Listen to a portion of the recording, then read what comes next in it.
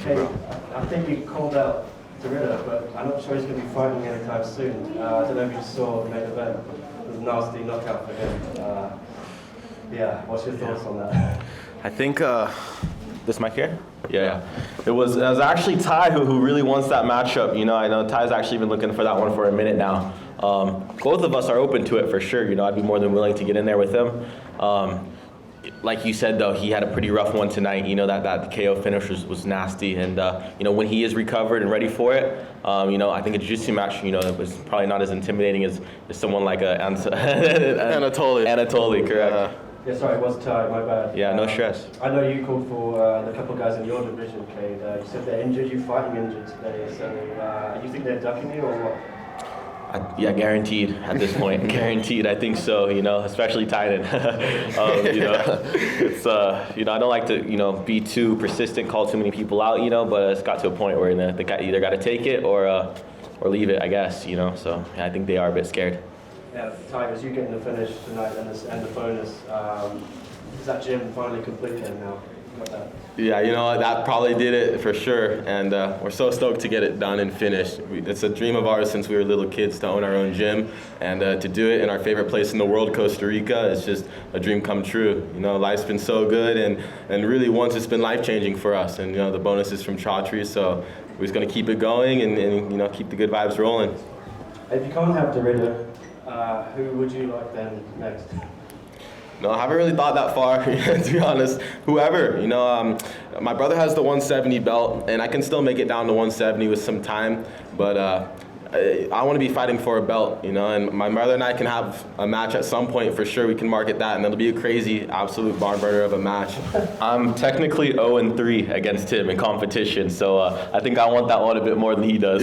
Yeah, you know, but for me, you know, I want to get maybe starting at 185-pound division, you know, and get the belt for there, and then if that doesn't work out, you know, I'm open to fighting anyone. My thing, I love fighting big guys and beating bigger people, you know. I feel like that's the true essence of jiu-jitsu, you know, with pure technique. You should be able to beat someone no matter the size. So really anyone in the world, the bigger the better.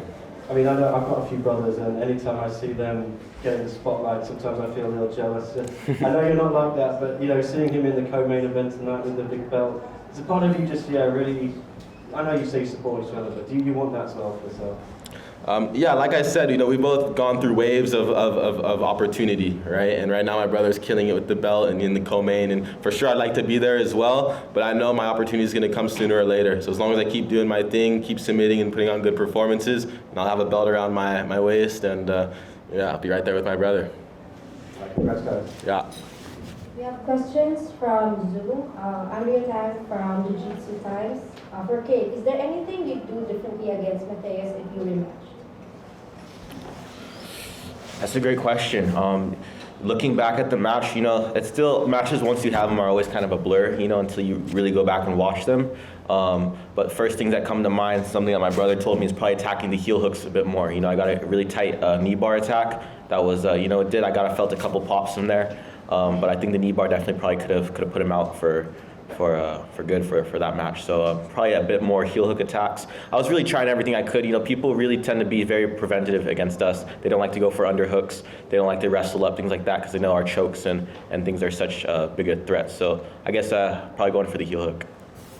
Another one from Jiu-Jitsu Times. For Tye, was your call-out of the Raider fueled by your success in the ADCC Absolute Division this year? And what did you learn from matches against heavyweights like Maragali and Pena that you would take into a match against them? Yeah, absolutely. I started fighting bigger people a little while ago, and the reason for that being is because my brother and I, we always were the same size growing up, but the last couple of years I've had maybe a 5-pound weight advantage on him. So I've just been fighting, going up in divisions so we can kind of stay away from each other, because at the end of the day, I don't like to fight him that much. He's super tough, and you know, it's my brother at the end of the day, right? So I've been moving up, fighting all the big guys, and I'm figuring out the formula. You know, I had some success in the beginning, and every match I have, I'm becoming more and more successful with it. At ADCC, I had a couple little hiccups, but I still didn't even feel like I was outclassed in any way, shape, or form. If anything, I just ran out of time. So I'm really excited to keep it going, keep fighting these big guys, and yeah, when Derrida gets all healed up, I'll be stoked to put a darce on him. One from me, guys. Tye, you first. I kind of think most people expected you to just blow through him around really quickly. Of course, you got the sub. It was a beautiful performance. Were you surprised at all that he hung in there as long as he did? Because I kind of was. No, yeah, he's a super tough individual. You know, I never underestimate my opponents, but I definitely wasn't expecting his strength for sure. I was also doing my best to make the match as exciting as possible, so I gave up a few different positions I normally wouldn't have, right? Normally I go pass, take down, and submit, and I went for a buggy choke, kind of gave bottom position, that kind of slowed me down a little bit. But yeah, my goal every time I step on the mat is just to give the fans something that they haven't seen before, or something that, you know, really gravitates their interest. So yeah, the match definitely took a little bit longer than I thought, you know, but yeah, it was a really good match, and he's a super tough individual. You know what, a lot of respect to Murat for accepting the match even. You know, I'm pretty much in my prime right now. I still got, you know, I feel like a couple more years even to be in my prime, and he's, I don't want to say he's older, that's kind of disrespectful, but he's been around a long time, and you know, and also we met at a catch weight on top of that, right? So, you know, he's an absolute beast, and I got a lot of respect for the guy. So I hope to see him again in one and smashing it. And another one for both of you, I guess. Kate, you can answer this one since he just had a turn. Sure. You know, we get to see you guys fight, we get to catch you at these post-fight press conferences, but like, what are the moments backstage like after you both win? What do you talk about? I mean, how does that look for those of us that don't get to see that part? For sure. You know, my brother and I think we, you know, in the most humble way possible, we see ourselves as the best in the world at our weight, you know. So the first kind of discussion we had after both of our matches were what were our mistakes, you know, and we made sure to tell each other our mistakes. We're never too shy about that. And I told him, don't do that dar celebration unless you dar someone. He's like, that's my signature though. So we're always pretty truthful with each other. And I guess, yeah, the first thing is always fixing our mistakes. Yeah, that's the thing, always trying to better ourselves. And when you have a twin brother, there's no one in the world you're more comfortable with, right? So we're definitely each other's biggest critics, right? But also each other's biggest supporters. So yeah, always celebrate for a little bit of a minute. You know, if it's a great performance, there's not too much to criticize, right? And then yeah, like both of us today made some mistakes. So go back to the lab, fix them, and we'll work on it. Great job, guys. Thanks. Thank you. Congratulations on the win. Could you talk us through that, you know, video game move you did? You twisted up in the air. You ended up catching Gabriel's heel. Yeah. For sure, man. I was honestly getting a bit frustrated because I was almost expecting something like that, where his guard was going to be very, you know, flexible, very strong, and he wasn't going to be doing a whole lot of risky things, you know. So I just wanted to try and give a show and try my best to throw something crazy out there, you know. And I've done that pass a couple of times, and then he did a great push off it. So I kind of ended up right where his legs were, and I was like, you know what, I'll just take his leg instead. And it was right there, and I think that was my tightest submission of the entire match, you know. As I said, I felt a couple of little pops in there, and he definitely had a little grimace in his face, so it was definitely pretty tight. Yeah. Do you think you're going to get him with a finish at that point?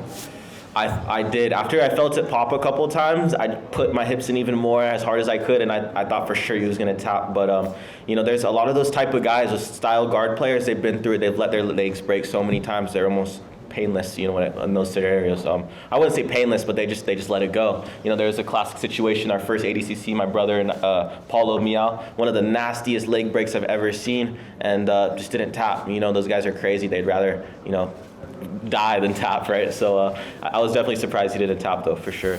Thanks, man. Absolutely, thank you. My question is for Kate. How did it feel to walk out and be announced as the champion for your first title defense? It felt amazing, you know,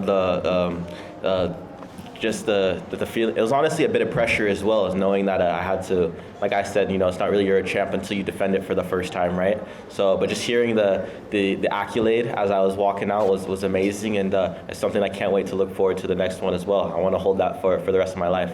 You mentioned you were dealing with a rib injury. How is it feeling now, and how did it feel during the match? To be honest, it felt good during the match. You know, my adrenaline kicked in, and that's something I gotta thank the competition for. A lot of the times you don't feel your injuries with the adrenaline and all that, you know. And I'm feeling it not too bad right now. I feel it especially when I hinge over my right side, but just cruising right here, I don't feel it too bad. So thankful for that. Definitely want to get some work done on it when I get back home, and come in strong for the next one. Let's have one more question, please. Okay, so a question for Tye. You mentioned in the post-fight interview that you wanted to go for the signature Ruotolo moves, the Dutch turks, a buggy turk, but you weren't successful and you ended up winning by a wrist lock. Is the wrist lock going to be the next evolution of the Ruotolo brothers game?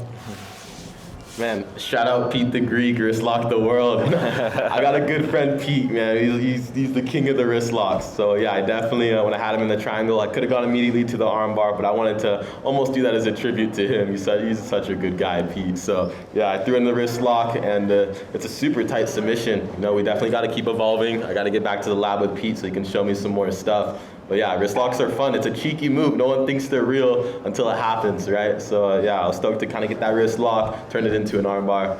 Yeah, it was a lovely sub. Thank you. Question for both of you. There were a lot of cheers in the crowd when there was a change in position or a near submission. So obviously the understanding of grappling among mainstream fans is growing. Do you guys foresee submission grappling becoming as mainstream as MMA anytime in the future? You want to go? Either one of us, yeah. Yeah, absolutely, 100%. It's crazy to see the fans getting more and more knowledgeable with each event. And it's really just up to the competitors to keep it as exciting as possible, right? As long as we keep doing our job, then it should be mainstream no matter what. It's a really exciting sport, and it's a sport where anyone can do it, right? You know, a lot of people don't want to get punched in the face, right? A lot of people, don't want to fight, right? So you can be doing jiu-jitsu your entire life. Like, I know when I'm 50 years old, I'm going to be training jiu-jitsu. I'm not going to be doing any striking, that's for sure, right? I'm be cruising. So yeah. Yeah, man, I think jiu-jitsu is one of the only sports in the world where there's thousands and thousands of techniques and more being created every day. There's only so many punches and knees and elbows, right? There's so many different techniques and there's so many different variations. But like Tye said, it's up to the athletes to make it exciting, and that's kind of been the holdback in jiu-jitsu. A lot of athletes play by the rules, try to squeak out wins, and I think that's why one is the future of submission grappling. The rule set, they make it exciting and they bring exciting people on. So as long as one keeps doing that, the future for jiu-jitsu is bright for sure. Last two questions from Zoom for Kade. There's a trend recently in WOD where champs move around in weight classes.